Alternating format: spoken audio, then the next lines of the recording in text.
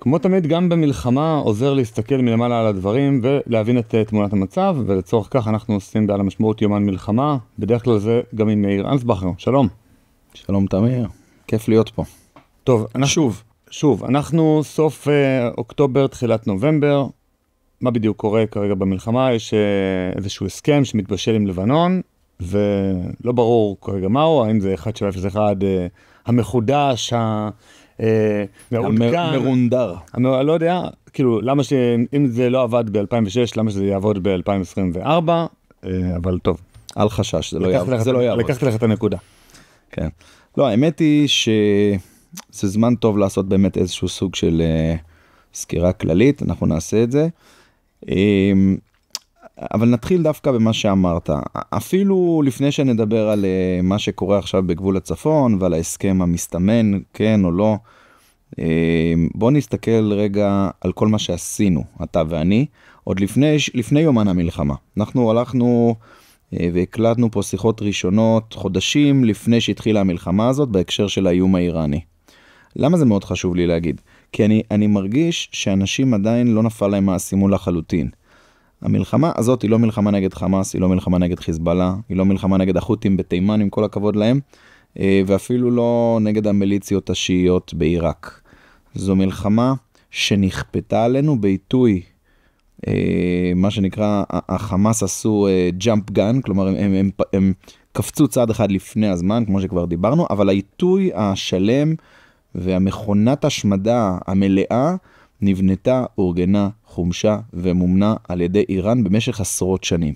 למה זה מאוד חשוב? כי אני מרגיש לכל אורך המלחמה שהדרגים הממונים, גם בצמרת מערכת הביטחון שאנחנו עוד נדבר עליה הרבה, אולי אפילו נקדיש לה את הפרק הזה, וגם הממשלה והעומד בראשה, כל הזמן כאילו מנסים לחזור, לכאורה, לאיזה מצב אפס. מצב אפס זה לחזור למה שהיה לפני, כשמבקשים לעצמם את השקט שהיה לפני, ואת ההפוגה, ומדברים במונחים שלפני ההבנה המלאה שהתגבשה, או לפחות אמורה להתגבש בזמן שעבר מאז 7 לאוקטובר, שאנחנו בתוך מלחמת קיום, ניסיון להשמיד את מדינת ישראל. אפילו הדיבור במונחים של איומים, להסיר איומים, לא מדובר פה על איומים. איראן לא אימה, איראן בנתה מכונת השמדה, היא בנתה אושוויץ מודרני, המודל 23-24, להשמיד את מדינת ישראל. היא עשתה את זה במאמצים ניכרים מאוד.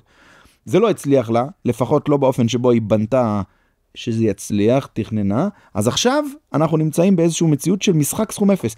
ולכן כל הדיבור הזה על הסכמים, הוא בכלל דיבור שגוי ממהותו שחוזר ישירות לקונספציה של 6 לאוקטובר, כי המלחמה הזאת לא תסתיים, אני אומר את זה כאן, אפשר לקחת את זה, להקליט, לצלם, לתעד, היום נורא נחמד שמחזירים לך דברים שאמרת לפני שנה ויותר. אתה מכין משהו? אני מכין משהו, בדיוק. יופי, אני קלטתי אותך, אבל תעשו עם זה מה שאתם רוצים. המלחמה הזאת לא תסתיים בלי הפלת משטר הרשע של האייתולות באיראן, שכבר קיים 45 שנה, ומרחף מעל מדינת ישראל כאיום קיומי ומעל העולם, והיא לא תסתיים בלי הפלת שלטון הטרור של חיזבאללה בלבנון וחמאס בעזה. לא יסתיים, לא יהיה מצב כזה. אנחנו הקרבנו, אנחנו בזבזנו, וגם הצד השני הקריב ובזבז מנגד יותר מדי משאבים, הכנסנו פנימה את הידיים יותר מדי מכדי לעצור עכשיו. ולכן יש פה אסימטריה מובהקת באיך מתייחסים להפסקת אש ואיך מתייחסים לכל הסכם. זהו, אז הנה, באמת משהו שמחודש לפני המלחמה. הכי גדולה שצריך לשאול, שאלה של זמן, וכולנו יודעים שהמלחמה הבאה בפתח, וזאת רק שאלה של זמן, ושאלה הכי גדולה שצריך לשאול עם מי צריך לפתוח בה. חודש לפני הטבח בעוטף. שתבוא וכך אולי לזכות בלגיטימציה בינלאומית, כמסכן הבינלאומי שמתקיפים. למה הם צריכים לשלם בכל כך הרבה דם? או אם צריך לפתוח במתקפת מנע, כמו בששת הימים, ואז לאכול את הדגים המסריחים, ואולי גם להיות מגורשים מהעיר בעקבות כל הלחץ הבינלאומי שיבוא. טוב, זה באמת... זה היה פרק שהקלטנו. נכון. מי אגב מדבר בצד? זה אתה? אני. לא, אתה דובר, אבל מישהו מעיר הערות. אני מעיר. זה אתה. בבויס אובר עשיתי הקלטת מסך, מהפרק שעשינו באמת קצת קשה להמשיך, שנייה רגע. אני פשוט רוצה לומר משהו על המצב, וגם על, הנה רואים גם את הדמות שלך, הנה פה, אפשר לראות במצלמה שלי. כן, אפשר גם להסתכל פשוט, לשמוע את הפרק, נורא מעניין לשמוע אותו עכשיו. 2 פרקים שהקלטנו לפני המלחמה, גם על חיזבאללה, ועל האם ראוי לצאת למתקפת מנע. וגם על איראן, והאיום הזה שאני מדבר עליו. אין פה שום חידוש. אני אתייחס רגע למה שאתה אומר, ונראה חצי משם. באמת זה גם לא כל כך משנה אם היינו מדברים את השיחה הזאת לפני שנה, כן יהיו עדכונים בשיחה הזאת על המצב בלבנון ועל מה המצב של חיזבאללה. אבל באופן כללי, אפשר להגיד כזה דבר, וזו אמת לאמיתה, כאילו זה אמת שכולם מסכימים עליה, חוץ מאשר אולי הקופירייטרים. ישראל לא יכולה לצאת ולא תצא כנראה לעולם למתקפה מקדימה, אלא אם כן לאנשים כמוך, וכמו בריק, וכמו רפאל בן לוי, וכמו רבים אחרים שדיברו פה בעל המשמעות לפני המלחמה ונסים למנוע אותה, יהיה יותר כוח ויותר השפעה. כמובן המאזינים שלנו מוזמנים לתת לנו יותר כוח ויותר השפעה פשוט על ידי זה שיעשו מנוי, וזה שיתמכו, וזה שיתמכו בך, וכאילו הלינקים בתחתית הפרק, אבל ברור שכשמתקיפים אותנו אנחנו מגיבים באיזושהי דרך. עכשיו, אם גם באופן כזה שאחרי שאנחנו מגיבים, ואחרי שאנחנו מפרקים חצי או רבע או אחוז מסוים מהיכולות של חיזבאללה, מהיכולות של חמאס, בסוף כל מלחמה תיגמר באיזשהו הסכם. זה לא שאתה נגד הסכמים. אתה נגד הסכמים שהם, כפי שהגדיר את זה איינשטיין, להיות משוגע, לעשות אותו דבר פעם שנייה, ולצפות שהפעם הדבר יהיה אחרת. זאת אומרת, גם אפילו בפדרליסט משנת 1789, מסמכים שנכתבו על החוקה האמריקאית, הם דנים שם באופן מאוד מאוד מדוקדק, בעצם מי ראוי שיאכוף את החוק על חובות של אנשים פרטיים. נגיד יש חוב של ג'ון סמית, תושב ניו יורק. מי ראוי שיאכוף את זה? האם בעצם השלטון הפדרלי יגיד למדינה, המדינה את אמורה לגבות את המיסים עבורי, אני עכשיו הולך לאוצר של מדינת ניו יורק, הרי לכל מדינה יש מין חשבון בנק, יש משרד אוצר משלה, וגובה משם. אז הפדרליסט אומר בצורה מדהימה, וזה מאוד קשור למלחמה בלבנון ולמלחמה מול חמאס וזה. הוא אומר, אם השלטון הפדרלי אשר בוושינגטון ילך למדינת ניו יורק, הדבר הזה ייצור מלחמה. אי אפשר לפעול כנגד גוף קולקטיבי, מבלי שהאמצעי הקולקטיבי של אותו גוף, האמצעי האלים של אותו גוף, יפעל כנגד. עכשיו, אם יבואו השלטון הפדרלי, ה-FBI, לג'ון סמית הביתה, או לבנק שמשרת את ג'ון סמית, אז באמת לא יקרה פשוט כלום, כי אדם אחד פרטי מול ה-FBI היה כל כך גדול, הוא לא יכול להתנגד, זה לא יהיה מלחמה. עכשיו, זה בדיוק אותו דבר בלבנון. אם אנחנו פועלים לאכיפת 1701, כי מדינת לבנון לא פעלה, זה פשוט התחלה של מלחמה חדשה. ותמיד יש סיבה לא לפתוח בעוד מלחמה, כי פתאום עלולים ליפול פה כל מיני רקטות כתוצאה יש לנו מספיק מקרה בוחן. נכון. זאת אומרת, כל פעם שעזבנו איזשהו שטח, ואמרנו, אנחנו לא מוכנים לשלוט שם, לא מוכנים לנהל שם את החיים האזרחיים, את המים, את הביוב, וגם את הטרור, ויצאנו, אמרנו שמישהו אחר ינהל את כל השאר. אז כשהיה טרור, כשהייתה את הרקטה הראשונה שנורתה, אז אמרנו, שנייה, אבל מה, עכשיו נפתח במלחמה? עכשיו, זה מה שדן שפטן נגיד מציע בכל השיחות שלו, וחשוב לשים לב לבליינד ספוט המטורף של דן שפטן. הוא אומר, בוא נצא מכל המקומות, נלך לישראל הקטנה, נהיה מדינה דמוקרטית נחמדה, אבל אם תיארה רקטה אחת, הוא אומר, נעשה... שאול מופז מבטיח את זה, מיד לפני ההתנתקות. אבל דן שפטן, אדם כל כך... בתור המתקל או שהוא היה כבר... ברור, אבל אני אומר, דן שפטן, אדם כל כך יקר, בלי אינטרסים פוליטיים, באמת חוקר משכמו ומעלה שמכיר את החברה הערבית ומכיר הכל. מכיר אותו. הוא משום מה הוא בא ואומר, נעשה עכשיו הסכם, שיהיה טוב, שיהיה זה, נתנתק מהשטח, לא משנה איזה שטח, דרום לבנון, עזה, יהודה ושומרון, אבל כשיהיה את האירוע האלים הראשון, את ההפרה הראשונה, את האוהל הראשון שאולי בגבול, אולי לא בגבול, הפעם, עכשיו, אני לא מאמין לדברים שלא עבדו. אבל משהו הרבה יותר עמוק. יש פה פספוס מהותי, ואני חושב שזה לא מקרה. בדברים שלי או אצל האחרים? הדברים של דן שפטן ותפיסה. בוא נדבר רגע על התפיסה ששפטן מתאר פה, שהיא התפיסה הציונית, חילונית, בכוונה אני משתמש במילים האלה, שהביאה אותנו עד הלום.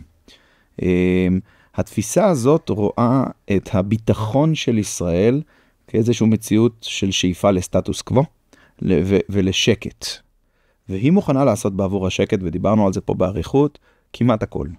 עכשיו, עד היום זה הספיק כי עצמנו עיניים לרווחה לעומת מה שמתבשל בצד השני. אגב, הקונספציה, כולם מדברים, זה מאוד פופוליסטי לדבר על השישי לעשיר, ואיפה היה חליבה בלילה, אם הוא היה באילת או זה באמת לא חשוב. מה שחשוב, הקונספציה ביסודה, מה שנקרא בלב המאפליה, זה העובדה שאנחנו הנחנו, מדינת ישראל הניחה, לדרקון, למפלצת ענקית, גם בדרום וגם בצפון, לשכון בבטחה, להתקיים, להתפתח ולגדל את הניבים ואת השיניים החדות במרחק של מאות מטרים מנשים וילדים שלנו. לא הלכה ואסרה מלחמה, לא התחילה, לא פגעה, אפילו לא באופן חלקי. ולכן אני רוצה להגיד שהסיפור הזה של נתקיים לצידם בשלום או שנבנה חומות גבוהות הוא לא מצליח קונספטיבית. ולמה? כי הצד השני רוצה דברים אחרים, דיברנו על זה לאורך כל השנה הזאת, אבל בראש ובראשונה, וזה סבא שלי זיכרונו לברכה כניצול שואה היה חוזר ואומר על זה, ולא הבנתי את זה, השנה אני מבין את זה לצערי.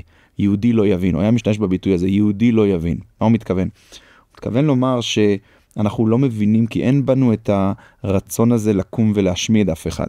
אך לא כן הוא הדבר לגבי איראן, לא כן הדבר לגבי חמאס ולגבי חיזבאללה. האנשים שם הולכים לישון וקמים בבוקר במחשבה אחת, ישראל, ישראל, ישראל, ולכן אני אומר, ההסכמים האלה לא שווים את הנייר שעליו הם נכתבים, ולא את הדיו האדומה מדם, שלא קונה לנו את השקט האמיתי. אנחנו חייבים להבין את זה, וזו מציאות קשה ומציאות נוראה, אבל, בסופה של שנה שבה שילמנו מחירים כל כך נוראים, אנחנו בעצם מוכרחים לעבור לשלב הבא, והשלב הבא הוא חזון.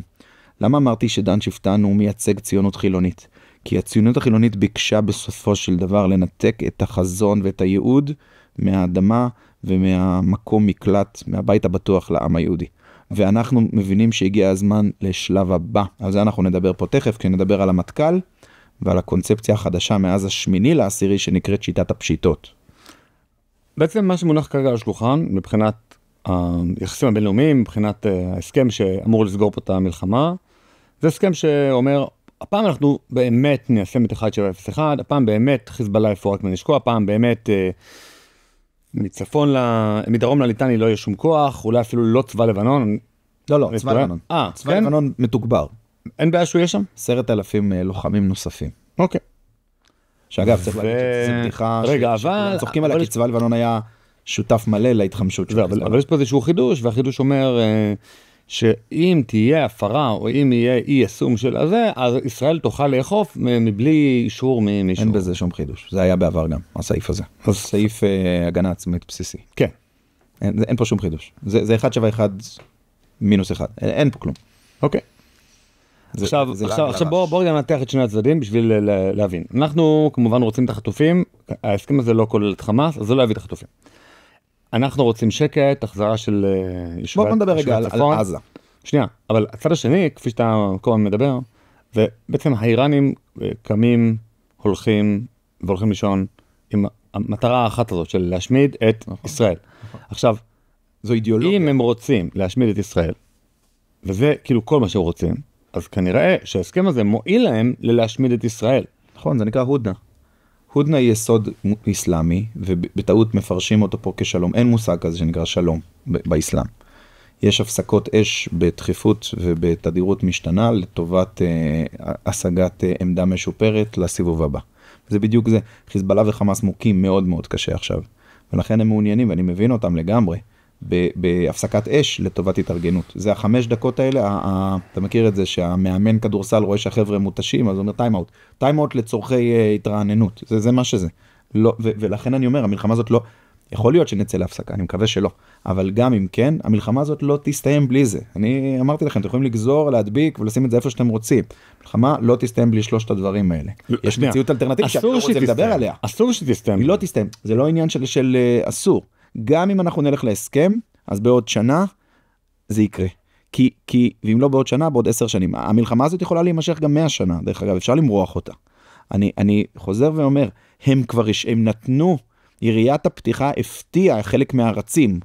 חמאס קפץ ראשון, אז חיזבאללה ואחרים לקח להם זמן, למזלנו, לשמחתנו, לגודל הנס. אבל המרוץ התחיל. אנחנו במשחק סכום 0 על הקיום שלנו, או הקיום שלהם. זה או אנחנו או הם. זה עד כדי כך פשוט. לכן, דרך אגב, אני לא מצליח להבין. אחרי שמתקפת המתקפה האווירית, האסטרטגית, ההיסטורית המופלאה שישראל עשתה בליל שבת, באמת מהלך היסטורי שפרק לשמחתי ולהנאתי לא רק את ההגנה האווירית האיראנית, אלא גם כמה וכמה קריירות של כל מיני אקדמיים, שכל הקריירה שלהם התבססה על השאלה ההיפותטית, האם ישראל תתקוף או לא תתקוף באיראן. קרה, זאת אומרת, כמו מגדל קלפים, כל התזות האלה שישראל לא מסוגלת, ביצעה, אבל זה מתקפה פותחת, זה שלב ראשון שנועד לסכל הגנה אווירית ולפתוח מסדרון אופרטיבי מבצעי לטובת העמקת ההישג. זה לא קורה, אנחנו מחכים לאיזה פונג, נתנו את הפינג כאילו זה משחק, ומחכים עכשיו, יש פה איזה דיון בינלאומי, האם איראן תגיב לפני הבחירות בארצות הברית, כך לא עושים מלחמה. תארו לעצמכם, אני אקח את זה למקום הכי אידיוטי שיש. עכשיו, לדוגמה, האיזוטרית ביותר, מחבל נתקע לו לך ברחוב, הוא עושה איזה מהלך, הוא יורה, ופספס, אתה שולף את האקדח ויורה כדור, פגעת לו ברגל. עכשיו מנהלים דיון, על האם אתה צריך לחכות לכדור הבא שלו, לפספוס הבא שלו, כדי שאתה תוכל לראות לו בראש. אנחנו אפילו לא יודעים את מה שאנחנו לא יודעים. ייתכן מאוד שאיראן מכינה בפונג שלה איזה פונג סופי, אני לא יודע, אולי על אחד מהטילים שהם מתכננים לראות לכאן יהיה איזה מטען, השם ישמור, אני לא יודע מה יש שם, אני יודע שהם מתכוונים ברצינות מלאה להשמדתנו. לא, עונשק כימי, עונשק ביולוגי. איך אמר הבחור הזה, לך תמצא עכשיו את הבגין בתוך כל זה, איך הוא אמר על עיראק, להסיר את האיום של הנשק, של הרעל הרדיואקטיבי על ילדינו, זה לא השתנה, זה הסיפור. אנחנו מדברים פה על קיום. עכשיו מי שלא מבין את מה שאני אומר, זה כבר לא השיחות ההזויות של ההוא עם העיניים הנוצצות והזקן, מלפני שנה וחצי. היינו בשביל העשירי, ראינו את הנשים והילדים שלנו שחוטים על הרצפה. נגמרו הדמיונות והאלרמיזם. זה המצב שאנחנו נמצאים בו.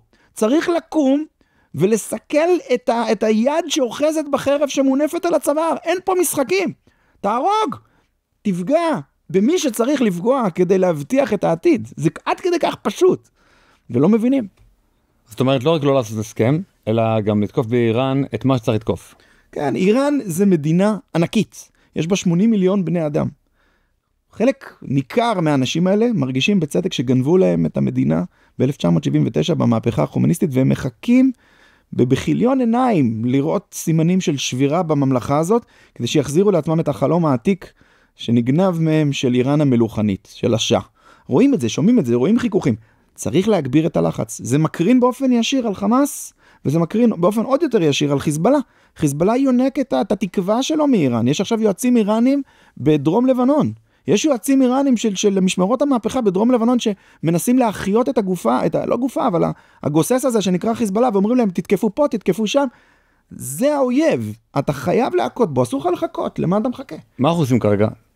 מבחינת בשטח, בלבנון? אוקיי, אז בוא נדבר רגע על מה, על איפה הקונספציה של המטכ"ל. לוחמים נהרגים. אני אדבר, אני מקווה שאני לא אבכה תוך כדי תנועה. לוחמים נהרגים שלנו, כפרים שלהם מתפוצצים, מתגלות כל מיני מנהרות עם המון ציוד לוגיסטי נחמד, כאילו יופי, אבל מה מנסים להשיג שם? מה בכלל קורה שם? אני חושב שיש בעיה בשיח הישראלי, הפופולרי. בוא נחלק את זה סכמטי, בלי אחוזים, כי אנחנו לא עושים פה עכשיו סקר דעת קהל, אבל בגדול מאוד, חצי מהעם מדבר על להמשיך את המלחמה בכל מחיר, הרבה יותר מחצי, אבל לא חשוב, והחלק השני של העם אומר שצריך לעצור את המלחמה בכל מחיר עכשיו. כמעט אף אחד, באמת, בודדים הם אלה שמדברים על איך עושים את המלחמה הזאת. איך עושים מלחמה? אומנות המלחמה. ואומנות המלחמה דורשת לא רק תמיר, אלא כל מי ששומע אותנו, ובמיוחד במטכ"ל, במיוחד הרצי הלוי, המאזין חייל מספר אחת של צה"ל בעת הזאת, הרמטכ"ל, היא דורשת לעשות את המרב באמצעות המעט. אומנות המלחמה זה לא ללכת ולהתכסח ולהתגרד ולבזבז את כל משאב אפשרי ולרוץ אל מול החזית. אנחנו לא במלחמת העולם הראשונה או במלחמות כידונים ואני לא יודע מה, של שורות של אנשים שמתרסקות אחת על השנייה. אנחנו עברנו מאז מלחמת העולם הראשונה כמה גלגולים, היה לנו לידל ארט, הבנו קצת איך עושים מלחמה. מלחמה נועדה להכריע את האויב בצורה כמה שיותר חסכונית, והרמטכ"ל, אני עכשיו לא מדבר על הביצועים המדהימים של מערכות המבצעים המיוחדים של ישראל. יש בישראל ובמערכת הביטחון כמה שכבות של מערכים. יש מערכים מצומצמים של עילית, של המבצעים המיוחדים, אמ"ן, המוסד, ואלה שהיו אחראים על המב"ם לפני שהמלחמה הזאת התחילה, ואחראים גם על המטרות של חיל האוויר, והמודיעין של חיל האוויר בכלל, שזה צבא זר הכי ידידותי, לא מדבר עליהם, שים אותם בצד, זה כוחות עילית של ישראל, שהם נספחים לנושא שנקרא הצבא הגדול, צבא היבשה, צבא הירוק. הצבא הירוק מראה ביצועים בינוניים במלחמה הזאת, לא בגלל, חס וחלילה, חוסר ברוח קרב, או במורל, או במסירות נפש והקרבה. אנחנו דיברנו על זה דרך אגב בשיחה שהייתה לנו לפני המלחמה, על הסרת האיום ועל חיזבאללה, ובסוף השיחה אמרתי לך שנקודת האור בעיניי זה דווקא העם הישראלי, שהוא הרבה יותר קשוח ומוכן למסירות נפש ממה שהוא חושב. וזה נכון, יש לנו פה יכולות מדהימות בתחום הזה, אבל זה לא משאב לבזבוז. אתה לא יכול לקחת את כל הדבר הזה ולהטיל אותו אל מול פני המלחמה הקשה ולזרוק אותו שוב ושוב. עכשיו, מה שהרצי עשה, ואם תרצה נדבר על למה הוא עשה את זה, הוא בנה שיטה, שדרך אגב, שיטת הפשיטות שיטת לחימה, זה דבר מקובל מאוד מקדמת דנה. פשיטה בעצם זה תמרון זמני, נכנסים, מכים, יוצאים. כמו פדיון כזה. להבדיל. יש 1000 תצורות היסטוריות. לא, אני אומר, זה סוג של להפעיל צבא שלם בתצורת גרילה. אתה נכנס... לא, זה צורת מלחמה. צבא יכול לפשוט, הוא פשט בעבר, באין ספור מקרים בהיסטוריה, זה דבר מצוין. גם הצבאות הכי מקצוענים בעולם, פושטי. זה אחד מהכלים נקרא לזה, יש צורת קרב הגנה, צורת קרב פשיטה, זה צורת קרב מצוין. התקדמות, התקפה. כן, זה התקדמות מהירה ונסיגה, אתה עושה את זה לפעמים, יש לזה דרך אגב יתרונות בולטים לפעמים, אני בעד, אני דרך אגב הצעתי לפני המלחמה הזאת לעשות פשיטה אסטרטגית בעזה, להיכנס, לעטות מכה, לפרק שם מערכים ולחזור אחת לכמה זמן כשיטה, כחיכוך עם האויב, כך נלמד, נפיק מודיעין, דבר מצוין. זה לא תחליף לאסטרטגיה. כי תמרון בסופו של דבר זה חץ שנשלח אל עבר תכלית. אין דבר כזה לראות חצים לשום מקום. אתה יורה חץ, אגב, תמרון זה חץ מאוד יקר ומאוד בזבזני בכל משאב. אני לא מדבר אפילו על עבדות, על קורבנות ופצועים. אני מדבר אפילו על עצם השימוש בכלי הזה. דלק, חלפים, תחמושת, בני אדם, כוח אדם. יש אנשים שנשלחו עכשיו לסבב מילואים 5, 4 ו5, 100 ימי מילואים. חברים שלי מתארים שהם מוצאים את עצמם שוב ושוב ושוב באותו בית בג'באליה, בעזה. עכשיו אתה שואל את עצמך, אתה מסתכל רגע על המפה. דרך אגב, הדרג הלוחם נמצא בתוך מלכודת במלכוד 22, כי הוא כל כך עסוק בלפוצץ דברים, וזה כל כך מלהיב, והעבודה שהוא עושה היא מסירות נפש כל כך גדולה, שהוא לא מסתכל על התמונה הגדולה.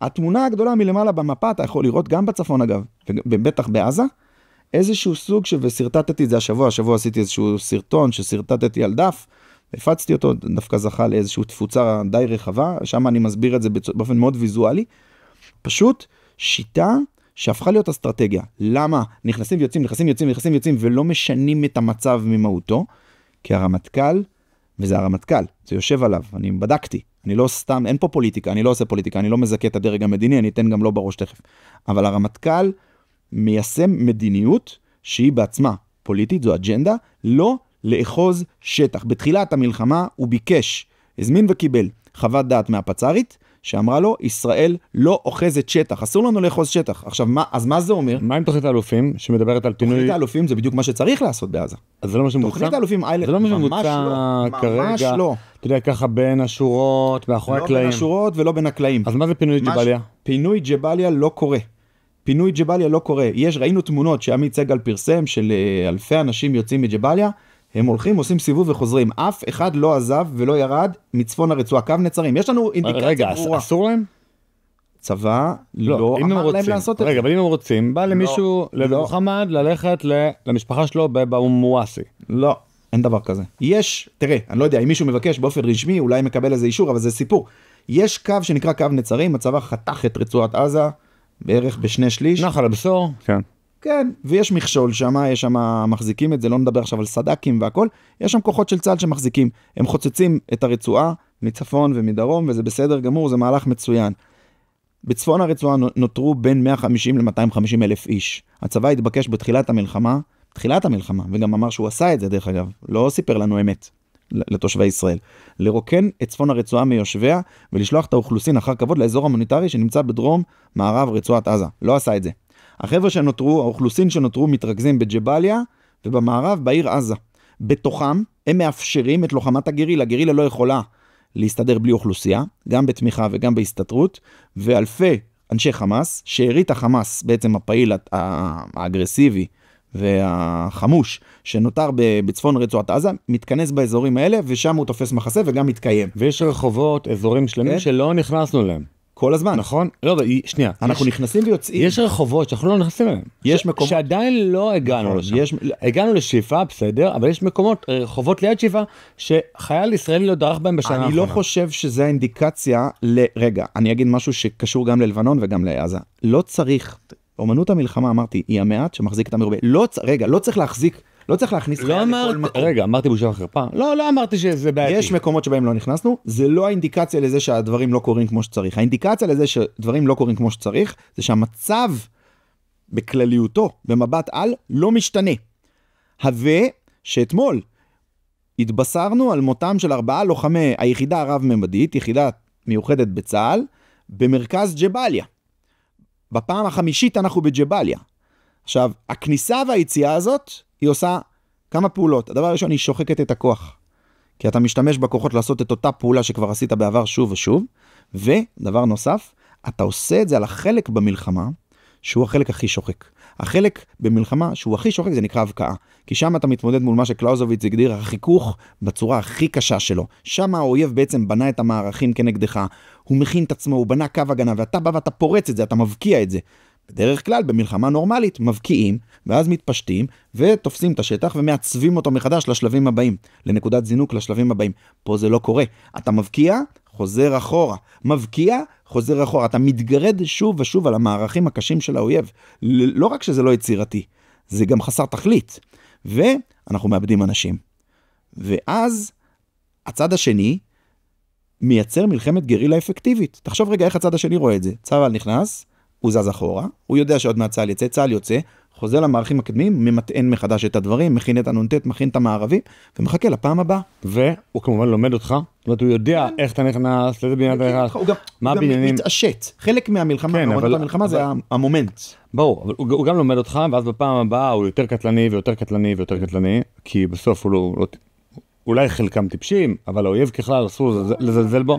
האויב באופן כללי לא טיפש, וגם אם לא כולם שם גנרלים, יש מספיק אנשים שלומדים אותך ואומרים לאחמד, הם תמיד נכנסים מימין לדלת, למי שמטען פריצה, אז בוא נעשה שם מצלמה, פעם באה שהם ייכנסו, יש זמן להפיק לקחים. בדיוק, הרי הרבה מאוד אנשים נהרגו בתמרון הראשון, כתוצאה ממצלמות. פשוט במצלמה ראו שנכנסו בחדר מצלמה, לא היה שום תיל ממעיד, לא, אבל אמרו את זה, מה?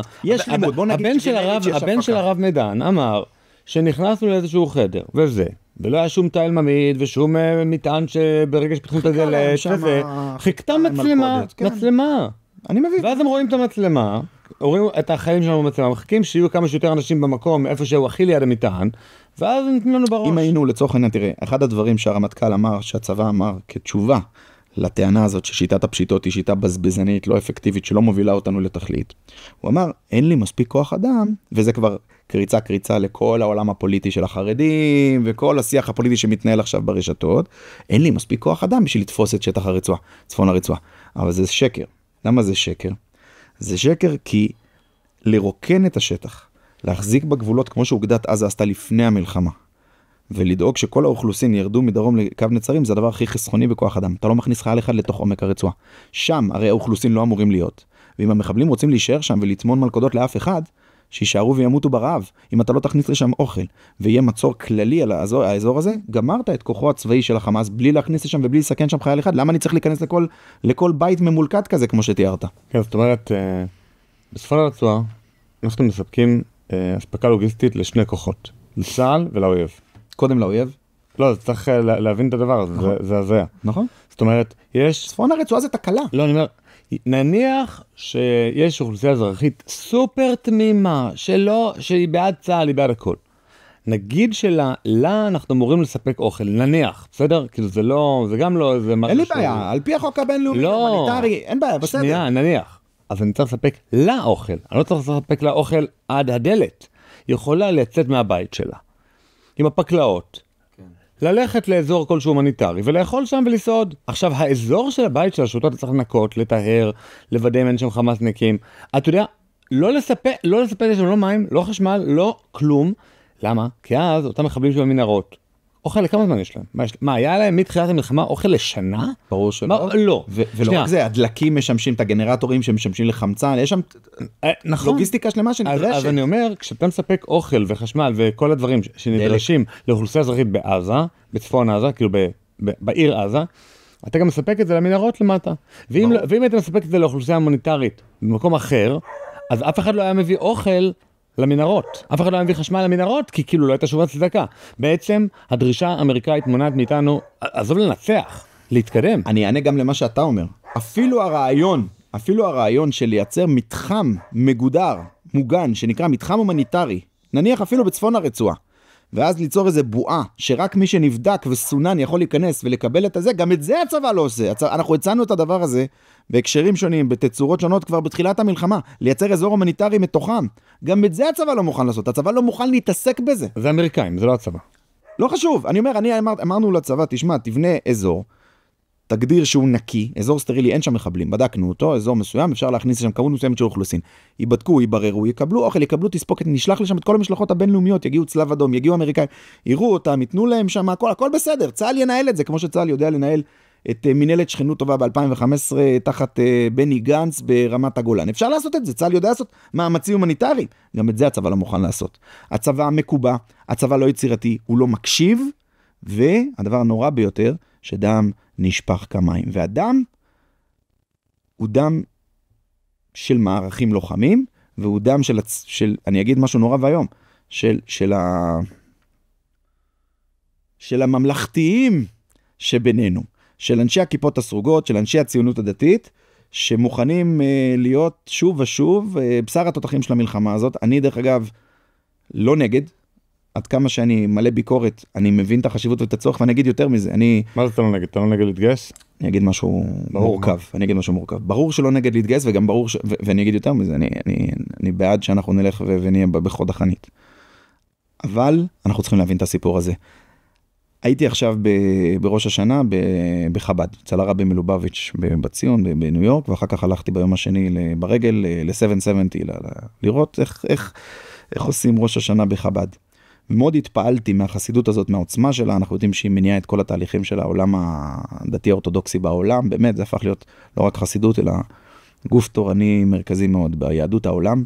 היום כשיהודי בעולם, בפלורידה או בכל מקום אחר, רוצה להתקרב לדת האורתודוקסית, הוא הולך לחב"ד, זה ממש מדהים הדבר הזה. אז אמרתי לעצמי בליבי, אני שייך לחסידות יותר גדולה, ותהיתי לעצמי, איפה מלחמת חרבות ברזל, איפה מדינת ישראל לשנת 2024 הייתה, אם בכלל, בלי החסידות שנקראת הציונות הדתית של הרב קוק. ואיפה הרב קוק,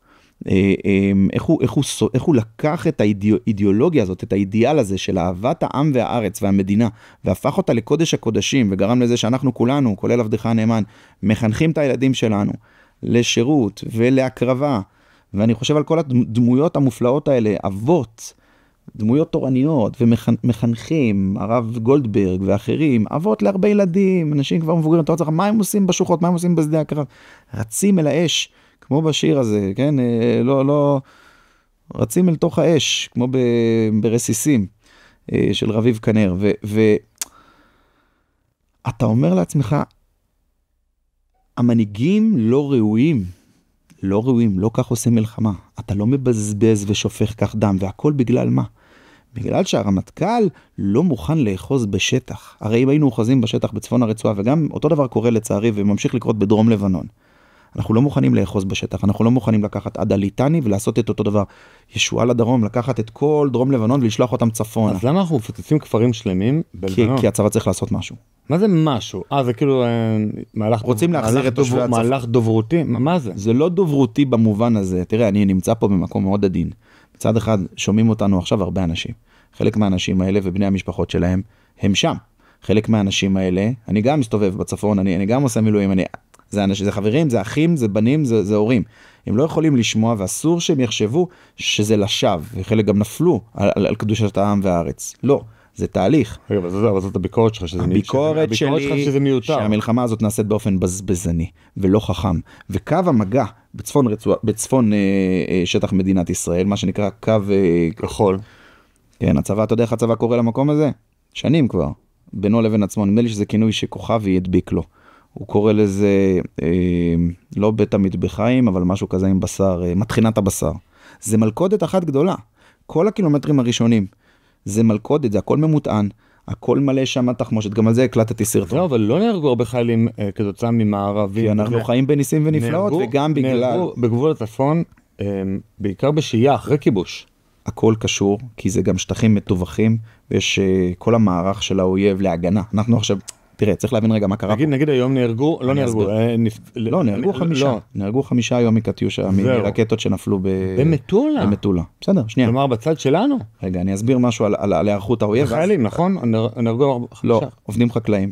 4 עובדים זרים ואיש חקלאות ממטולה. זאת אומרת, חלק מהאנשים מטולה חזרו, חלק מהאנשים מטולה. יש שם עבודה חקלאית בשדות. אני רגע רוצה להגיד שנייה על ההיערכות חיזבאללה, ואז אנשים יבינו יותר טוב על מה אני מדבר, וננסה להעביר את המסר בצורה הכי מדויקת. גבול הלבנון בהיערכות חיזבאללה, וגם על זה הקלטתי איזה סרטון, משמש, יש לו דו תכליתי, יש לו 2 שימושים. שימוש הראשון כנקודת זינוק להתקפת כוח רדואן לטובת כיבוש הגליל, מה שלא קרה לשמחתנו, לניסנו, לגודל הנס, דיברנו על זה פה כבר לפני המלחמה, שחיזבאללה מתכנן לעשות בדיוק מה שחמאס תכנן לעשות, ואם השילוב היה קורה באותו זמן, התוצאה הייתה הרסנית, לא נעריך בזה. זה נקודת זינוק, זה אומר שיש שם את כל המתקנים, מתצפית, דרך פיקוד ושליטה, מחסות תת-קרקעיים, מבוצרים. תאגד, הכל. הכל, חדרי שהייה, הכל, לשהייה, לזינוק, כולל דרך אגב, מחסני נשק עצומים, בקנה מידה שצהל הבין שפתאום לזרוק את זה ולפוצץ את זה, זה טעות, ואפילו הצבא שלא מוכן בשום אופן כבר שנה לשמוע על שלל, התחיל לדבר במונחים שנעשה שימוש בנשק שלל. מה זאת אומרת? מה שאתה שומע. לא מוכן לשמוע על שלל? שנה שלמה לא. אכזריות זה שלל. אתה מדבר עכשיו על צהל של לפני... לא, שנייה. לקיחת אמצעי לחימה מהאויב, זה דבר מהדרין. לא צריך לשכנע. לא, אני אומר... מי מתנגד לזה? מי יכול לדבר על... המטכ"ל. שנייה, מה? אז או שאתה מפוצץ את זה? זה נושא. או שאתה משאיר את זה? כן, או זורק את זה, או אוסף את זה ולהשמדה, לגריטה. בדידי עבודה. עכשיו, את כל המחסנים. הנשק חלקו מעולה. לא חלקו. State of the art. נשק מעולה, ששווה עשרות מיליונים, אולי מיליארדים של דולרים. נשק שיש מחסור בעולם. טילי נונטט. כל מה שיש שם, מטיס וקורנט. אפשר לתת אותם לאוקראינים, אולי אז יהיה קשר. זה טיל שהיום העולם חסר אותו, דיברנו על זה פה, יש מחסור עולמי בטילי נונטט בגלל המלחמה באוקראינה. לפוצץ טילי נונטט, לגרות אותם, להשמיד אותם, לזרוק אותם לים, זה פשע, בטח במלחמה קיומית. אני לא נכנס לזה עכשיו, אבל הכאיבה שלי, הבטן שלי מלאה. שים את זה רגע בצד, אני אומר, בגלל שהכמויות כל כך גדולות, ומצאנו שם בלי סוף תחמושת ונשק ונקל, אז הצבא אומר, טוב, גלן, תוציא איזה אמירה, איזה ציוץ כזה, אנחנו נבנה איזושהי יחידה, נבנה יחידות שידעו להתעסק עם זה. תודה רבה, שכוייך. אבל אני אומר, בסדר, שים את זה בצד. התמונה המפורסמת מתעלת סואץ, של אותו אחד שהוא מחזיק את הקלצ'ניקוב. הוא החזיק את זה כדי לגרות את זה. אני צוחק. לא, כי שייטת ומטכ"ל בזמנו, היה מי שיש לו, הוא חתום על קלאץ'. האכזריות זה T 56 או 55? 55, 54. אבל תראה, יש תהליכים גם היום להכניס אמל"ח נקל לכל מיני דברים, למשל כיתות כוננות, אפילו אני קצת מעורב בזה. בסדר, יש לזה מורכבויות, אני לא מאשים. איזה מורכבויות? שקלצ'ניקוב זה נשק שאם אתה תראה אותו באמצע איו"ש, אתה עלול לראות בו, כי אתה תחשוב שזה בצדק, זה האויב. אז נרגיל את החיילים שלנו. נפעיל נשקים אחרים. לא. יש מקלעים ויש רובי צלפים. שים את זה בצד רגע. אני אומר, ככלל, כתפיסה, יש מערכים שלמים בצה"ל שלאורך השנים משנות ה-50 ועד תחילת שנות ה-90 הם מבוססים על שלל. מ-RPG, דרך נגמשים כבדים, טנקים, היו לנו חטיבות שלמות של טירנים, זה ה-T55, הזכרת קודם שהוא שימש גם כפלטפורמה לאכזרית. יש לנו את הסנאי, שזה בעצם גרסה צה"לית של הסאגר, RPD ומקלעים אחרים, PKM ששימשו יחידות מיוחדות, קלאצ'ים, הכל בסדר, יש לנו מערכים שלמים שהשתמשנו בהם. אני רק אומר, זה כורח המציאות, כי יש לך כמויות כל כך גדולות, אבל זה הזכר רגע מהשכר. לא, אני חושב שזה אחת, נקרא לזה, אינדיקציות הכי גדולות לבלבול. לחוסר חשיבה יצירתית. לא, גם לבלבול הערכי. אני דיברתי בתחילת המלחמה פה על התרמוברי. ה-RPG תוצרת איראן, ה-State of the Art הזה, שזה איזשהו RPG חדש, או שילוב TBG, הם קוראים לזה יסין 105, אני לא רוצה לעשות תנועה מגונה, שזה כאילו מיוצר בעזה. State of the Art, מיוצר באיראן, וזה שורף קול בטמפרטורה של 3,000 מעלות צלזיוס. נשק מטורף. אני אמרתי, אין דבר יותר טוב מלראות את זה לתוך הפירים של הטטק. זה שורף קול. לא, זה מסוכן. מה מסוכן? אני נסעתי עם זה באוטו. זה אחלה דבר. זה כלי, אתה רואה שזה צבוע בצביעה תקנית, זה חדש מהמפעל לא יודע מה, באספהאן, באיפה שמייצרים את זה. אל תבלבלו את המוח. לא, אנחנו מפחדים. מה אתם מפחדים? זה קיבעון, זה קיבעון. עכשיו שים רגע את זה בצד. כמו שנתניהו אמר, הם מפחדים. גם הוא מפחד, תכף נדבר עליו. אני רוצה רגע, לא, באמת, זה האמת. אני רוצה שנייה רגע לחזור לנושא. מה עושים בצפון? קו המגע שימש דואלי, 1, לזינוק להתקפה, 2, וזה מה שאנחנו נתקלים בו עכשיו, להגנה. כלומר, אם הכל היה קורה כמו שצריך לפי התוכנית החיזבאלאית, ולא היה משתבש בגלל המתקפות של הפייג'רים, מה שקוראים, הביפרים, החיסולים הפנטסטיים, שקטעו בעצם את כל הדרג הפיקוד של חיזבאללה, ולא היה כזה הלם, ומה שנקרא שוק אנד אור, כן? הלם ומורה, כל החיזבאלונים היו עכשיו בקו המגע בהגנה. אגב, כמו שאם אתה שואל אותי, הם עושים במרחק כמה קילומטרים צפונה. זה לא שחיזבאללה ברח הביתה. חיזבאללה מייצר קו הגנה נוסף בעומק. אולי בנבטיה, אולי בליטני, אני לא יודע בדיוק איפה, אבל הם מייצרים שם. עכשיו צריך להבין את זה. כל החלק הזה של מטחנת הבשר של דרום לבנון, השכבה שקרובה לגבול שלנו, נועד לספוג, להכיל כמה שיותר כוחות שלנו ולדפוק אותם. וזה כולל גם את הפצמרים שמכוונים ומטווחים למקומות מעבר, וגם את המטענים, וגם את הלוחמים שלהם שמחכים בכל מיני מחבואים. הכל מלכודת. עכשיו, האם העבודה שצה"ל עושה בחיסוף ובריסוק ובטיהור של כל קו המגע היא עבודה לשווא? לא. עבודה חשובה וקדושה, וכמו שאמרתי, עושים את זה במסירות נפש. אבל זה לא תכליתי. זה כמו, אתה יודע, להוציא עם כפית מים מקרקעית של איזה ספינה, של איזה דוגית, שיש בה חור גדול באמצע האוקיינוס, בקרקעית. אתה חייב לסגור את החור. מה הטעם ליישר את קו המגע, אם לא נגענו במה שקורה מצפון לו, ב5 קילומטר, ב10 קילומטר. זה אומר שכשאנחנו נגיע להסכם המדובר, אז אנחנו נצטרך לחזור אחורה, ושום דבר לא מונע מהחיזבאללה לחזור לקו המגע ולעשות את אותו דבר, ואז מה עשינו? זו השאלה, לכן אני אומר שלכל תמרון, לכל חץ, צריכה להיות מטרה תכליתית בסוף. זה צריך להיות חלק מסיפור אסטרטגי. עכשיו, מה אפשר לעשות בלבנון? המון. קודם כל הצענו לתפוס את קו הליטני ולייבש את כל השטח מהגבול עד הליטני, זה רצועת ביטחון במרחקים משתנים, 15 קילומטר עד לפעמים קילומטרים בודדים, ולעשות את אותו דבר שצריך לעשות בצפון רצועת עזה, אקס-טריטוריה. עכשיו פה יש בלבול, אנשים חושבים בטח במחנה שלנו, אבל באופן כללי, התיישבות. בוא נבנה שם אני יודע מה, כפר לבנון, לובנני איזה. לא, לא, לא, זה לא מה שאנחנו מדברים עליו. אולי בעתיד, כרגע מדובר על אקס-טריטוריה. לקחת אזור ולהפוך אותו, וזה מאוד מקובל. יוג'ין קנטרוביץ', פרופסור יוג'ין קנטרוביץ', פרופסור אבי בל, כתבו חוות דעת, הצגנו את זה לממשלה, ראש הממשלה, הצגנו את זה לרמטכ"ל, לא התייחסו לזה, שאומרים שאפשר וצריך ומקובל לאחוז שטח למטרה צבאית, באפר זון, שטח להבטחה. תהפוך את דרום לבנון עד הליטני לשטח הבטחה, ותחזיר את תושבי הצפון בכיף הביתה, ואז תתעסק בשיקום. וכל השטח הזה יהיה אקס-טריטוריה, הליטני זה גבול טבעי, זה גבול במובן הזה, כמו שקרקע צריכה להיראות כשהיא נראית כמו גבול. 10 מטר נפילה לתוך המים, 15 מטר נפילה לתוך המים, יש לך, וזה תלול. שם אתה יכול לייצר קו טבעי, בדיוק כמו שנצרים, מבוסס כמו שאמרת, על אפיק של נחל, פחות או יותר, גם שם יש נפילה טבעית. תשתמש בזה, תבנה קו הגנה.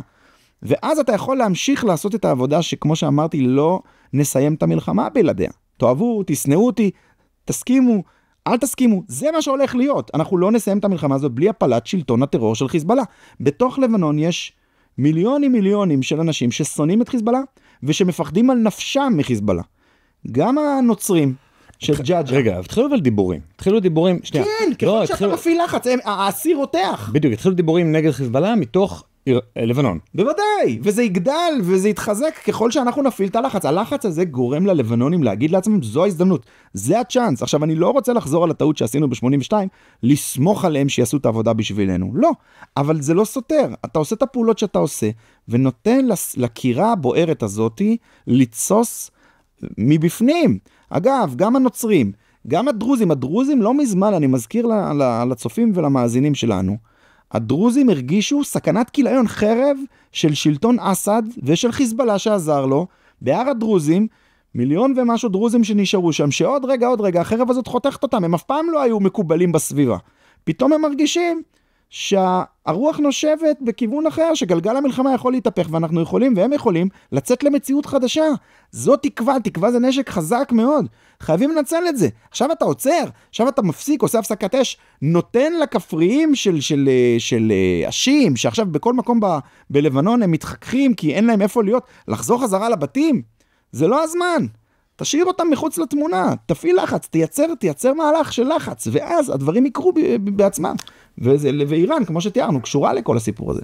איזה דבר, אם הוא יקרה, יהיה אפשר לדעת ששגנו את המטרה שלנו. כשהפרלמנט הלבנון... אני רגע אמשיך את הקושייה, כי מיותר מדי סרטונים, ודברים שדובר צה"ל מעביר, ודברים מעברים ברשתות הערביות, וכל מיני, אתה יודע, היה פקקים מאוד חריפים. נכון, נפלא. היה פקקים מאוד חריפים מדרום לבנון לצפון לבנון, ככה בלילות הראשונים של המתקפה. הנה, אתמול היה בבקעה, אנשים עזבו את הבקעה. אז יש, אוקיי, בעלבק. אז זה משמח. ואז אתה אומר, רגע, זהו, אז הצלחנו. הייתה להם נכבה. לא, צריך להיות חיכוך פנימי בלבנון. ב-2008 היה מיני מלחמת אזרחים. לא, אבל תזכור את השאלה. מה הדבר שהוא יקרה? אני עונה לשאלה. ב-2008 היה חיכוך פנימי בלבנון, חיכוך אלים, לחימה בין נוצרים לבין תומכי חיזבאללה, וב-2019-2020 היו קרבות רחוב בביירות, אנחנו צריכים לחזור לזה. אנחנו צריכים, עכשיו, לא בגלל שאנחנו רוצים לראות במלחמת אזרחים בלבנון, הצרפתים כבר הוציאו הזהרה, שאם תימשך המלחמה, אז עלולה להיות מלחמת אזרחים בלבנון. מצוין. זה לא הסיפור. הסיפור הוא שהאנשים האלה שחיים שם ומרגישים שמה שפעם קראו שוויץ של המזרח התיכון, לבנון מדינה עם המון פוטנציאל, מדינה עם הרבה יופי טבעי, שפעם השקיעו בה והיו בה אנשי עסקים מכל העולם. מדינת נופש, מדינה על הים, מדינה עם הרים, מדינה עם אתרי סקי, יש בה הכל. היא הפכה להיות מדינת טרור איראנית. ואנשים שם לא אוהבים את זה. וחלק מהאנשים מפחדים על נפשם. ג'אג'ה, הנוצרי, מפחד על נפשו, בצדק, הוא חי עם צבא שמגן עליו, כי הוא מפחד מחיזבאללה ומידה הארוכה של איראן. האנשים האלה חייבים להבין שזו ההזדמנות שלהם, ואז אנחנו נשחרר את לבנון ונהפוך את לבנון שוב למדינה משוחררת וחופשית שאפשר לחיות לצידה, ואז ניצחנו. זה יקרה, אין שאלה בכלל, אבל צריך לחתור לשם. ובמקביל לקיחת שטח בעזה, ובמקביל התקפה ישירה באיראן שבאה איראן זה הכי זול. אני מההתחלה אמרתי לך, אני לא יודע אם זה היה פה או שזה היה מקומות אחרים. ב-13/10 הייתי בכאן 11. עוד עדיין עם המדים. באולפן כאן 11. אמרתי, הלילה איראן, איראן היא הכי זולה. כי איראן, מצד אחד יש שם תסיסה עממית אדירה, ומצד שני, את כל מה שהיא יכולה לעשות לנו היא כבר עשתה. היא ריקה. המחסנית שהיא מאיימת היא ריקה. מה היא תעשה? תפעיל את החות'ים? הפעילה. את חיזבאללה? אין חיזבאללה. חמאס? אין חמאס. עוד טילים, שתראה עוד טילים. אסור לעצור בשלב הזה. עשינו את זה, אני דרך אגב שמחתי שמחה גדולה, פצחתי בריקוד, כשאנחנו פשטנו שעשינו את המתקפה ההיסטורית הזאת באיראן. אבל זה ספתח. צריך להמשיך ולרדת על המולות ועל האייתולות, על הערים הקדושות, קום וטהרן, טהרן היא לא קדושה, אבל כאילו ככה הם מתייחסים לזה, כן? בירת הלב המאפליה של ה-IRGC, של משמרות המהפכה, ולרדת על משמרות המהפכה ועל הבסיג', אלה כוחות הדיכוי ועל הבתי כלא, ששם מדקים עד היום, שנים ארוכות, עשרות שנים, את האופוזיציונרים למיניהם, ולא צריך הרבה כדי להיות כלוא שם, בכלא אביאן, או בכל המקומות האלה שם בטהרן, ולא לצאת ולא לראות אור שמש, להפציץ את זה, ולתת לעם לצאת לחופשי. וזה קל, זה לא קל, אבל זה פחות יקר מאשר להיכנס לכל שיח בדרום לבנון. ואז האפקט הוא אדיר, כי מה שהחיזבאללה אומר לעצמו עכשיו, שרידי חיזבאללה שעכשיו מנסים להתארגן מחדש ברגעים אלו ממש, ולתכנן איך הם בכל זאת מצליחים לשפוך דם ישראלי, הם אומרים לעצמם, יש לנו את איראן. יש לנו את איראן, בסוף תתאושש, איראן תשלח לנו כסף. איראן לא נגועה, אני מזכיר לכולם. איראן עמדה מאחורי 7 באוקטובר. איראן עמדה מאחורי כל מה שקרה פה. מה זה איראן לא נגועה? מי נגע בה? עוד לא התעסקנו איתה. לא התעסקנו איתה בכלל. כמה יועצים פה, יועצים שם. זה לא רציני. תתחיל להרוג איראנים, ממה אתה מפחד? תראה, 3 גישות לגבי איראן. התקפה של הגרעין, התקפה של הנפט, ואני לא זוכר באיזה פודקאסט, באיזה שיחה שמעתי את זה. נראה לי אני כן זוכר, אצל רונן איציק, בפודקאסט כור ההיתוך של שניאור ובר, הוא אמר לתקוף את המתקנים של משמרות המהפכה, כי בסוף כל משטר דיקטטורי, המקור כוח שלו, אפשר להגיד, הדבר שמחזיק אותו, זאת המשטרה החשאית. זה בדיוק מה שאני מציע. אם אתה רוצה להפיל את היטלר, תפיל את הגסטאפו. הבסיס. הבסיס ומשמרות המחאה. אתה רוצה להפיל את רוסיה הקומוניסטית, תפיל את הקג"ב. ואז האוכלוסייה לבד כבר תתפוס את השלטון, כי לא יהיה את הגורם הזה שזה. תוציא אנשים מהכלא. אז זה בדיוק מה שאני מציע. או למה אני אגיד אפילו עוד יותר משהו שחשבתי עליו עכשיו. האינתיפאדה הראשונה התחילה בעקבות שחרור אסירים מהכלא, עסקת ג'יבריל. האינתיפאדה השנייה, 85. האינתיפאדה השנייה, הייתה עוד עסקה, אני לא זוכר. טוב, עצם זה שהרשות בעצם לא זה. לא, אבל היה שם עוד איזה משהו עם הרשות הפלסטינית לפני, אבל בוודאי שחרבות ברזל זה עסקת שליט. וזה ההון האנושי של עסקת שליט. כן? רגע. האינתיפאדה השנייה זה הגירוש, הסיכול של הגירוש של מחבלי חמאס. כן. לצפון. כן. מה שסוכל על ידי דנה, לא זוכר את השם המשפחה, ואהרון ברק בעתירה הזאת של אותו לילה. עכשיו, זה לא חידוש. עכשיו רגע. זה אנשים. יש פה אנלוגיה. כמו שערפאת. עכשיו, אם אתה תפתח את הכלא שלהם, על ידי מתקפה אווירית, כזאת על השומרים, על המגדלי שמירה, על הפה, על השם, אז הכלא יתרוקן עם אנשים מאוד בעייתיים במשטר האייתולות, וגם הפחד מפני הקג"ב שלהם, מפני משמורת המהפכה, ירד. אם נפגע בזה, יכול להיות שאיראן האסלאמיסטית המהפכנית תחזור להיות איראן של השעה תוך כמה ימים. הכל יכול להיות. בלי לפגוע בכלכלה העולמית גם, בלי לפגוע בנפט. אז זה מה שאני הצעתי. אני, דרך אגב, לא רק אני, שני אנשים מאוד מאוד חשובים, דוקטור דיוויד ורמזר, שהיה יועץ בבית הלבן לצ'ייני ולבולטון, ו-22 שנה בצי האמריקאי. ויחד איתו, אנחנו בעצם הוצאנו עכשיו נייר, והוא מומחה גדול למזרח ולאיראן, אנחנו בעצם הוצאנו נייר שממליץ בדיוק את מה שאתה אומר. הוא אומר, לא לתקוף את התשתיות של הנפט כדי לא לעצבן את העולם, לא ללכת כרגע על המתקנים, לא כי לא צריך להשמיד אותם, צריך להשמיד אותם, אלא כי זו מטרה מאוד קשוחה לפיצוח, והיא יכולה להתפרק או לחכות רגע, אלא אם כן יש מידע מודיעיני מאוד קונקרטי אחר, ואז כן צריך להתמודד עם זה קודם, אבל זה יכול לקרות במקביל, ללכת על בדיוק סמלי שלטון, על בסיז' שזה כוחות הדיכוי, על משמרות המהפכה, ועל הסמלים האלה שיגרמו לעם להתעורר, ואני שם. האם זה עניין של ימים? אני לא יודע, אבל אני כן יודע עוד דבר.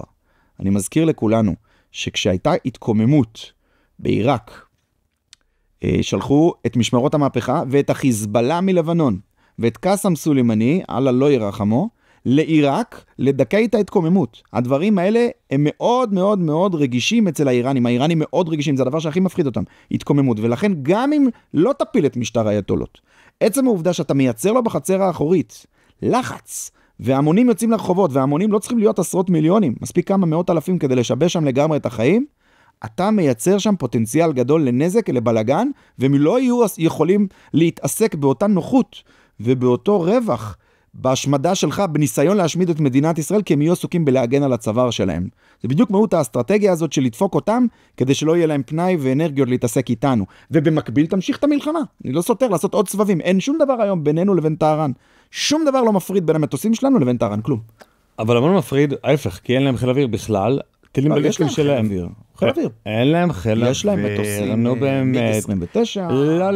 לא, יש להם דברים מאוד עתיקים, מימי השעה. בסדר, אבל יש להם חיל אוויר. זה חיל אוויר פחות יעיל וקטלני. אי אפשר להשוות אותו בשום קנה מידה לחיל האוויר שלנו. שום דרך, שום קנה מידה, שום דבר. בוא, הם לא יכולים לתקוף אותנו. מה, פה? עם חיל אוויר. הם לא. בוא תסיים את השאלה. אחר כך אני אגיד לכם. לא, אמרת, שום דבר לא מפריד. הם פיתחו חיל אוויר אלטרנטיבי. הם פיתחו זרוע אסטרטגית של טילים. נכון. אוקיי. עכשיו עוד משהו. מי שמפתח פרוקסי, שאני רציונלי, מי שמפתח פרוקסי, ממה הוא הכי מפחד? שילחמו ישירות מולו. זאת אומרת, זאת האמירה שלהם. זאת האמירה, יפה מאוד, אתה נגעת בנקודה, תתעכב עליה רגע, זה נקודה. רגע, אבל תן לי, אתה לא נותן לי זה, אני מרים לך, זה נקודה מאוד קריטית. אני לא צריך שירימו לי, אני בעל הבית, אני פה מרגיש בנוח. אז אני מרים לעצמי להרים לך. לא, אבל אני רוצה פה לפתח שני נושאים בעצם. אחד זה, מה הבטן הכי רכה של איראן? איראן. למה? כי היא בנתה פרוקסי כדי שחלילה אף אחד לא יתקוף את איראן, ותמיד ידעו שאם מישהו התכתש עם מישהו, זה רק עם הפרוקסי, כי איראן נמצאת אי שם הרחק, היא לא קשורה, וזה, ובאמת, למה? הפרוקסי גם מפוזרים, זאת אומרת, יש חיזבאללה. למה הם מפחדים מזה? כי הם שלטון חלש. למה? נהדר, זה פנטסטי. כי הם דיקטטורה, מה זאת אומרת? למה? כל דיקטטורה היא שלטון חלש. אבל זו דיקטטורה שהיא לא אורגנית. הם הגיעו באיזה הפיכה נורא פתאומית, על בסיס שקרים, של כהני דת כריזמטיים, והעם שונא אותם, זה הסיפור. אבל בדרך כלל דיקטטורה, יש איזשהו מיעוט, אחרת, אבל יש מסורת. דמוקרטיה, הרוב לא מפחד מלהיות דמוקרטיה. המיעוט מפחד מדמוקרטיה, כמו שאנחנו רואים מחוות קפלן. אבל זה עוד יותר קיצוני פה, כי פה אנשים זוכרים, זה לא היה הרבה זמן, 45 שנה, זה כל הסיפור של המדינה הזאת, של המעצמה הזאת, מעצמת הטרור. אנשים זוכרים, אנשים מספרים את הסיפור, הם לוחשים לילדים שלהם לפני השינה במיטות, בכל המקומות האלה. יום יבוא ואיראן תחזור להיות מלוכנית. גנבו לנו את המדינה. זה חשוב, זה חשוב. הנה, וספר מומלץ של נתן שרנסקי, לא יררה.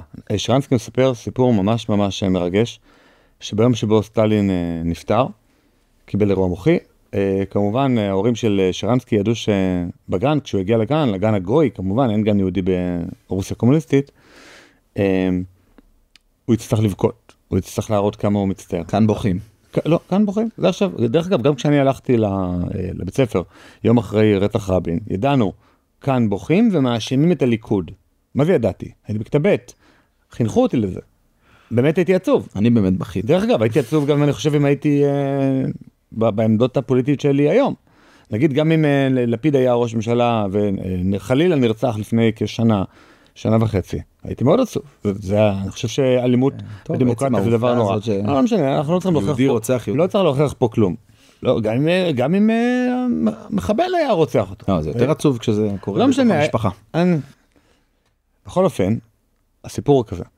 שרנסקי מגיע לארוחת הבוקר בדירה שלהם, ואומרים לו, תקשיב, אבא שלו אומר לו, תקשיב, סטלין מת, ואז הוא פתאום רואה את נתן מאוד מאוד עצוב, את נתן הילד, הוא אומר, תקשיב, אתה חייב להראות לכולם שאתה מאוד עצוב, תדע בינינו ככה ממש רק במשפחה הגרעינית, יום של הצלה של היהודים, יום שמחה, יום זה, יום הכל. אבל אסור לך להראות את זה לאף אחד, אתה בוכה כמו כולם בגן וזה. יש לנו סוד במשפחה שזה טוב. נדבר על זה בערב שתחזור, ובאמת הוא אומר שהוא שיחק את המשחק כל החיים, עד שהוא הבין שבעצם השלטון הקומוניסטי בברית המועצות הכי מפחד מאנשים שחושבים, מאנשים שמשחקים כאילו את הכללים, אבל עוקצים פה ושם, והוא לימד עברית. עכשיו מה הבעיה? ללמוד עברית, הם בעד השכלה, נכון? בברית המועצות הם נאורים, פתוחים לזה. לימד עברית, פעל ליישום החלטת הלסינקי שהם חתומים עליה בברית המועצות, החלטה שמדברת על גבולות פתוחים, וזה, הוא אומר, מה, אני בסך הכל ביקשתי על מה הוא גורבצ'וב ולא גורבצ'וב, לא יודע, מי, אבל אתה חתמת על זה, ברז'נייב, בוא, תיישם. בכל אופן, זה לגבי זה. עכשיו הדבר השני... אני רק משפט אחד, וזה שהלחישה הזאת, שאבא לוחש לבנו, במקרה הזה אבא שרנסקי לנתן הקטן, אבל הלחישה הזאת, זה הדבר הכי חזק שיש. זו הלחישה שאומרת אצל האנוסים, אתה יהודי, אתה לא כמוהם, ולהבדיל אלפי הבדלות, צריך לחשוב על זה גם, זו הלחישה שאמא פה, במרחק של כמה, לא, אני אומר דווקא פה, אני רוצה לתת את הדוגמה פה, כמה קילומטרים מפה, היא לוחשת לבן שלה, נכון, יש לנו תעודת זהות כחולה, אבל, או תעודת זהות ישראלית, אבל עמוק בפנים, אנחנו מחכים שיבוא יום, וזה הכל יהיה שלנו, של הערבים. אתה לא יהודי, אל תתבלבל. עכשיו, אני לא אומר שזה כך או שזה אחרת, אבל הלחישה חשובה, וצריך לשמוע את הלחישה. הלחישה יותר חזקה מצעקות שצועקים ברחוב. והדבר השני שאני רוצה לשאול, זה בעצם, יש איזושהי סוגיה, תמיד משטרים דיקטטוריים מנסים להתפשט הלאה והלאה והלאה, עם הרבה מאוד אויבים. אבל את התשובה לשאלה הזאת, אני מאוד אשמח שתיתן לי בחלק של המנויים של על המשמעות פלוס. אנחנו תמיד משאירים איזו שאלה או נושא למנויים, למי שבעצם עוזרים לנו להישאר באוויר. זה נקרא על המשמעות פלוס, הקישור להרשמה נמצא בתחתית הפרק, וברגע שאתם לוחצים עליו, אתם נרשמים, ואתם יכולים לצפות על המשמעות פלוס, באפליקציית פודקאסטים הרגילה שלכם, ממש לא צריך עכשיו לפתוח איזשהו מייל ואיזה קישור מסודר, אלא כשם שאתם מאזינים לעל המשמעות, אתם מאזינים לעל המשמעות פלוס, באותה אפליקציה בדיוק. אז המלצתי על נתן שרנסקי, לא יררה, ספר מדהים, ואני אשמח לתשובה לשאלה לגבי באמת איך קורה שמשטרים דיקטטוריים כל הזמן מתעסקים בהתפשטות.